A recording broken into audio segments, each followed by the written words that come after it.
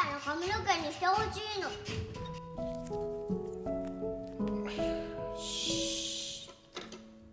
Oke, どうかな?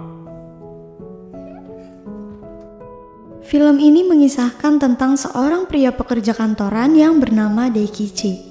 Tidak sengaja ia harus mengasuh dan merawat seorang anak yatim yang bernama Rin. Ayah kandung Rin telah meninggal dunia dan ibunya pun juga pergi meninggalkannya. Sejak mengasuh Rin, kehidupan Daikichi berubah menjadi lebih baik. Bagaimana kisahnya? Sekarang langsung kita masuk aja ke dalam alur cerita filmnya. Film ini dimulai ketika menampilkan seorang pria yang bernama Daikichi. Di hari itu kakeknya meninggal sehingga membuat Daikichi harus segera pulang ke kediaman kakeknya tersebut. Di halaman rumah, Daikichi bertemu dengan seorang gadis kecil. Saat saling bertatapan, gadis kecil itu terlihat sangat heran sekaligus ketakutan. Kemudian Daikichi pun masuk ke dalam rumah. Ia mendapatkan reaksi yang sama dengan keluarga yang belum pernah ia temui sebelumnya. Ternyata hal yang membuat mereka bereaksi seperti itu karena Daikichi terlihat sangat mirip dengan kakeknya tersebut. Bahkan tidak sedikit yang sangat antusias menunggu kedatangannya setelah mendengar Daikichi sangat mirip dengan kakeknya. Sesampainya di rumah dan bertemu ibunya, Daikichi pun bertanya siapa gadis kecil yang menyendiri itu. Sang ibu menjelaskan kalau gadis itu adalah anak hasil hubungan gelap kakeknya. Oleh sebab itu, gadis itu berada di sana. Daikichi sempat mengolok ibunya dengan mengatakan kalau gadis itu berarti adalah adiknya. Namun ibunya meminta Daikichi untuk berhenti mengada-ngada dan memintanya untuk segera membantunya. Awalnya Daikichi tidak menyukai sikap Rin yang berlari ke sana kemari di hari pemakaman ayahnya itu. Ia juga meminta adiknya yang bekerja sebagai guru TK untuk memberi pelajaran pada Rin. Tapi adiknya yang bernama Kazumi menolak dan mengatakan kalau dia saat ini sedang di rumah, bukan di tempat kerja. Sebelum dimakamkan, semua orang memberikan setangkai bunga di peti mati si kakek. Melihat hal ini, gadis kecil yang bernama Rin itu pun mengambil beberapa tangkai bunga bluebell. Satu-satunya bunga yang disukai sang kakek pada saat masih hidup dulu.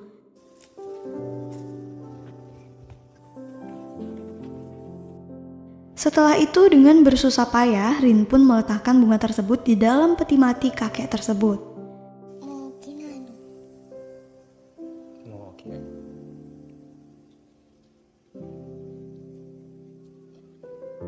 Setelah acara pemakaman selesai, semua orang berkumpul membahas banyak hal. Salah satunya dengan siapa anak itu akan tinggal karena mereka tidak tahu siapa ibu dari anak tersebut. Terlihat tidak ada satupun yang menawarkan diri dan mereka semua menolak untuk merawat anak tersebut.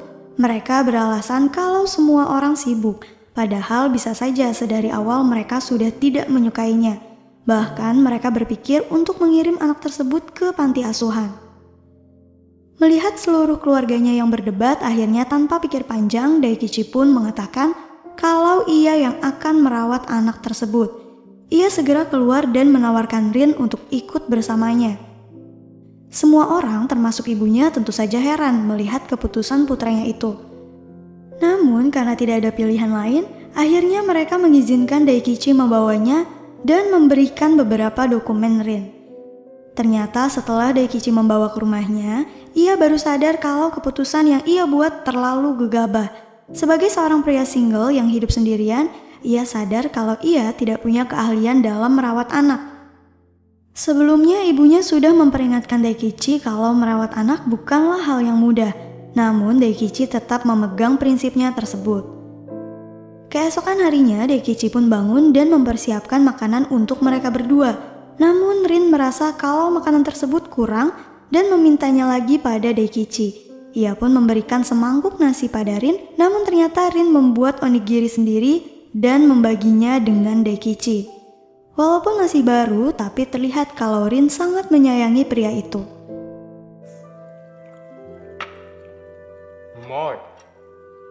Setelah itu, Daikichi pun membawa Rin untuk berbelanja.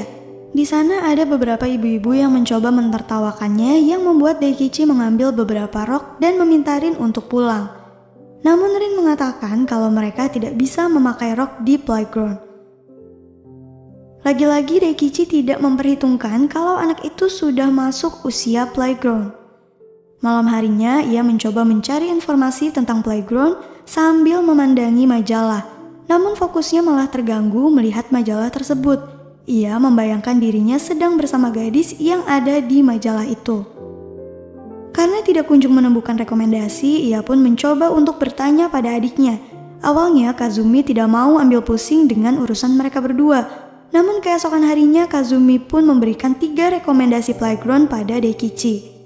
Daikichi pun memilih playground yang paling jauh karena di sini ia bisa menitipkan Rin selama 24 jam.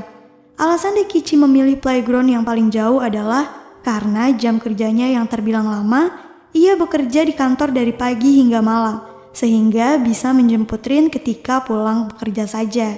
Keesokan harinya, Daikichi pun segera membawa Rin ke playground tersebut. Di waktu jam sibuk itu, Daikichi harus membawa Rin di antara kesibukan para pekerja.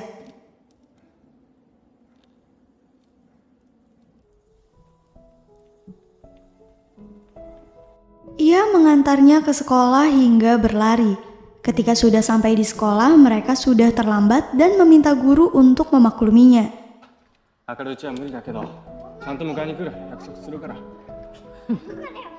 Setelah itu, Daikichi pun kembali harus menggunakan transportasi umum yang jaraknya sangat jauh dari kantor. Sesampainya di kantor, ia pun terlambat yang membuat semua orang heran, padahal hal ini tidak pernah terjadi sebelumnya. Di hari pertama Rin masuk sekolah, ia menunggu Daikichi hingga larut malam. Bahkan ia menjadi siswa terakhir yang berada di sekolah tersebut dan membuatnya cemberut. Namun setelah melihat Daikichi menjemputnya, membuat Rin akhirnya tersenyum kembali. Kegiatan ini berulang setiap harinya, di mana setiap pagi Daikichi harus mengantarin ke sekolah yang sangat jauh. Dengan mengendarai transportasi umum yang sangat sempit, ia juga menggendongnya, kemudian pergi bekerja dan menjemputnya hingga larut malam, sehingga hal ini membuat mereka sangat kelelahan. Hal ini pun membuat Daikichi untuk melakukan keputusan yang sangat besar. Ia meminta untuk dipindahkan ke divisi lain yang jam kerjanya lebih singkat, agar ia bisa menjemput Rin tepat waktu. Manajernya mengatakan kalau mereka sudah punya aturan tersendiri untuk orang yang punya anak, namun Daikichi terus meminta agar ia memberikan pengertian, sehingga manajernya tersebut mengizinkan Daikichi untuk pindah. Sebagai seorang karyawan yang baik, rekan-rekannya sangat menyayangkan keputusan Daikichi tersebut. Selain itu, ia juga memindahkan Rin ke playground yang jaraknya tidak terlalu jauh dari rumahnya. Di hari pertama bekerja di divisi lain, Daikichi terlihat ketakutan melihat rekan-rekan kerjanya yang terlihat menakutkan, karena badan mereka lebih besar dibandingkan dengan Daikichi. Namun setelah bergaul dengan orang-orang tersebut, ia pun paham kalau ternyata mereka adalah orang-orang yang sangat baik. Bahkan ayah yang selalu bertanggung jawab untuk keluarganya. Dengan cepat Daikichi bisa bergaul dengan orang-orang tersebut. Sementara di sekolah, Rin yang pendiam akhirnya juga mempunyai seorang teman, ia bernama Kauki. Waktu pun terus berlalu, dan suatu pagi Daikichi melihat air di tempat tidurnya. Awalnya ia mengira kalau itu adalah keringat.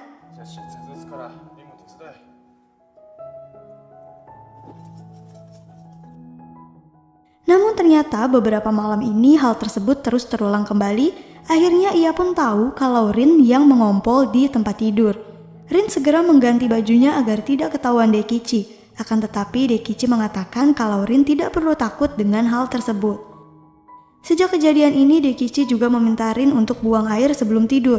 Namun, Rin yang tidak kalah pintar berbohong pada Daikichi karena sebenarnya ia takut pergi ke toilet sendirian saat malam hari.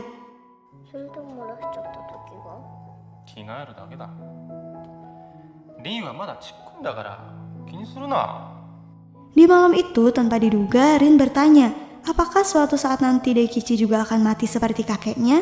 Hal ini membuat Daikichi terdiam sejenak, kemudian menunduk dan mengatakan kalau ia tidak akan mati. Mungkin saat itu Rin sangat takut kalau orang yang ia sayangi akan meninggalkannya lagi.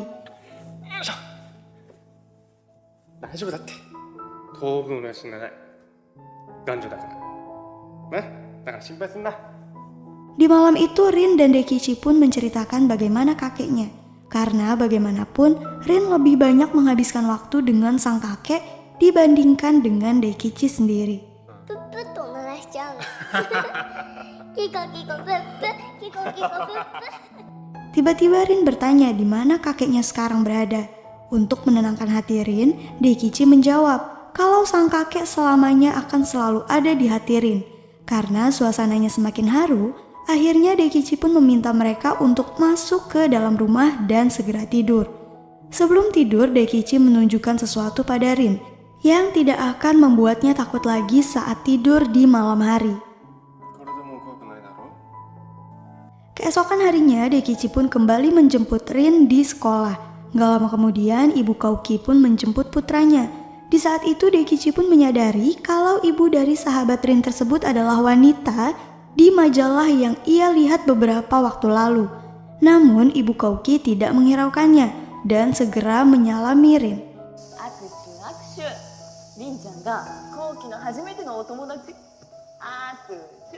Di saat itu, ibunya Kauki pun akhirnya menyadari kalau badan Rin hangat dan ia sedang demam. Tanpa pikir panjang, Daikichi segera membawa Rin ke dokter, namun ia tidak melihat klinik di sekitar sekolah tersebut. Melihat hal ini, ibu Kauki segera membawa mereka ke dokter langganannya.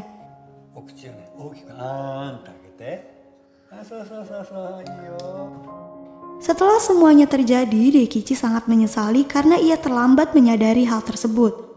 Keesokan harinya, Kauki dan ibunya kembali mengunjungi Rin. Di sini terlihat kalau Daikichi sama sekali tidak paham bagaimana cara mengurus anak yang sedang demam. Ia memberikan Rin selimut, padahal Rin sedang panas. Melihat hal ini, ibu Kauki pun melepaskan selimut tersebut, kemudian memberikan obat sehingga badan Rin jauh lebih baik dibandingkan sebelumnya. Di sini Daikichi kembali mengatakan kalau ia bukan orang yang baik pada Rin, dan ia juga menjelaskan walau sebenarnya ia bukan ayah kandung Rin. Ibu Kauki menjelaskan dari sikap Rin padanya menunjukkan betapa Rin sangat mencintai dan menyayangi Daikichi seperti ayahnya sendiri.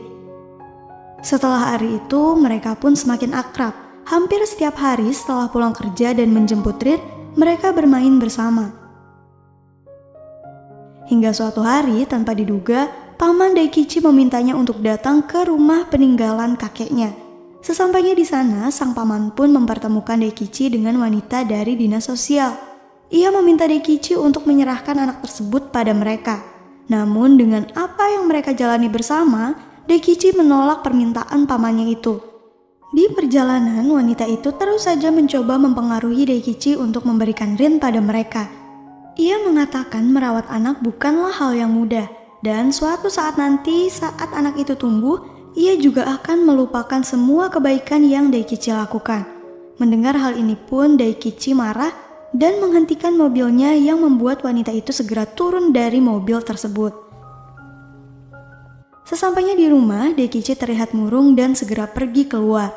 Saat pulang, ia membawa alat fitness yang entah dari mana ia dapatkan. Saat olahraga, tiba-tiba Rin meminta Daikichi untuk mengikat rambutnya. Hingga Daikichi pun membuka obrolan di antara mereka.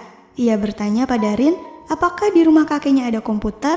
Rin menjawab, ada, tapi lebih sering digunakan oleh pembantu kakeknya yang bernama Masako.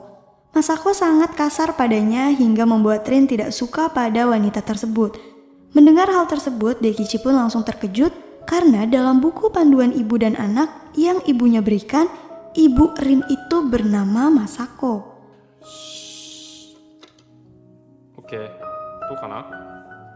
Ketika Rin tertidur, ia pun kembali membuka buku tersebut dan melihat sebuah alamat web. Saat membuka alamat itu, ia terkejut karena alamat itu menuju ke websitenya Masako Yoshi. Ia mencoba untuk membicarakan Rin dengan wanita itu, namun Masako menanggapinya dengan sangat tidak ramah. Akhirnya ia pun meminta Masako untuk bertemu. Keesokan harinya ia menitipkan Rin ke rumah orang tuanya. Rin terlihat sangat ketakutan karena keluarga tersebut terlihat tidak menyukainya sama sekali. Setelah itu barulah Daikichi pergi menemui wanita tersebut. Wanita yang bernama Masako yang ia temui tidak lain hanya seorang gadis muda. Terus terang ia mengatakan kalau sejak awal ia tidak menginginkan Rin dan tidak pernah menganggapnya sebagai ibu Rin. Saat karirnya hancur, ia pun bertemu dengan kakek Daikichi yang kasihan padanya, kemudian mengangkatnya sebagai pekerja. Di saat bekerja inilah Masako baru sadar kalau ia sedang hamil bersama pacarnya. Mendengar hal ini, Daikichi sangat kesal dan memintanya untuk menjadi wali sepenuhnya untuk Rin. Ia juga sempat bertanya bagaimana perasaan wanita itu pada Rin. Apakah ia mempunyai sedikit ruang di hatinya untuk Rin? Namun wanita itu sama sekali tidak bisa memberikan jawaban. Setelah keluar dari sana, Daikichi terlihat sangat kesal karena wanita itu sama sekali tidak punya rasa keibuan. Namun tidak lama kemudian Masako mengejarnya dan mengatakan kalau ia benar-benar menginginkan Rin.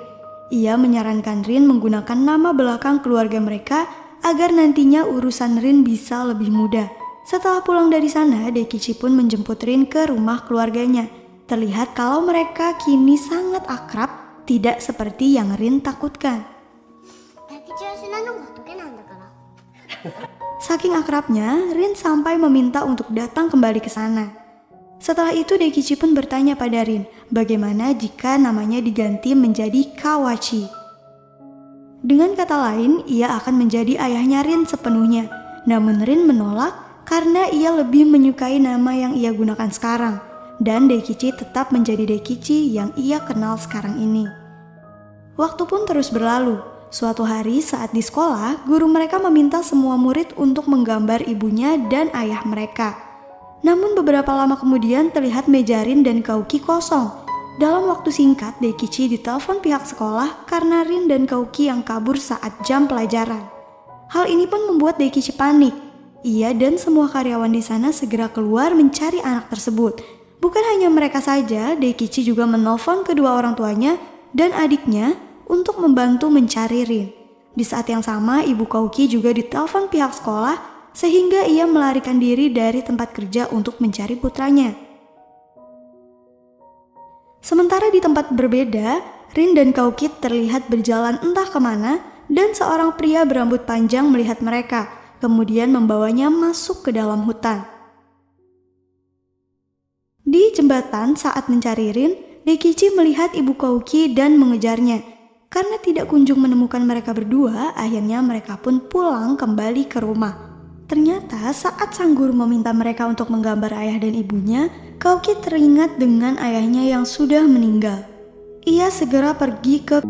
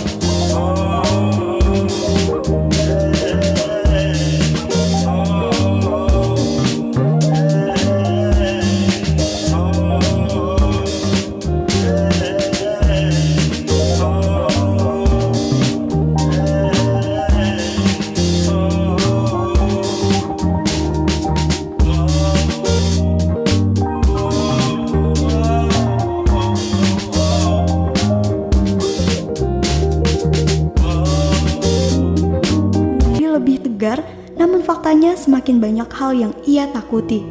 じゃ無理だって改めて思った。いくら気合い入れたって一人じゃそんなに強くなれないし。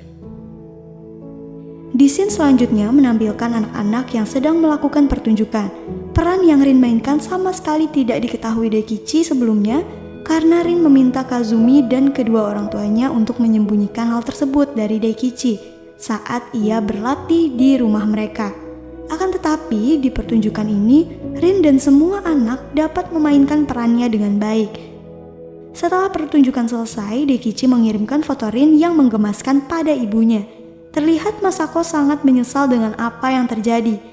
Sekarang putrinya telah tumbuh dengan sangat menggemaskan, namun ia tidak bisa menyentuhnya bahkan memberikan kesan buruk pada gadis kecil itu. お兄ちゃん、この間はありがとうね。 どういたしまして。 Film ini ditutup dengan menampilkan Daikichi yang terbangun di pagi hari. Ia melihat Rin yang tumbuh dan secara perlahan bisa melakukan banyak hal. Ia tidak tahu apakah hati Rin telah sembuh, namun yang pasti ia bisa melihat Rin yang lari dengan bahagia darinya. Itu merupakan momen yang paling istimewa yang Rin berikan untuknya. Setelah itu setiap harinya Daikichi, Rin, dan Kouki beserta ibunya pun menghabiskan waktu bersama sebelum mereka pulang ke rumah masing-masing. Dan film pun selesai. Mohon maaf apabila ada kesalahan dan kekurangan dalam video ini. Terima kasih.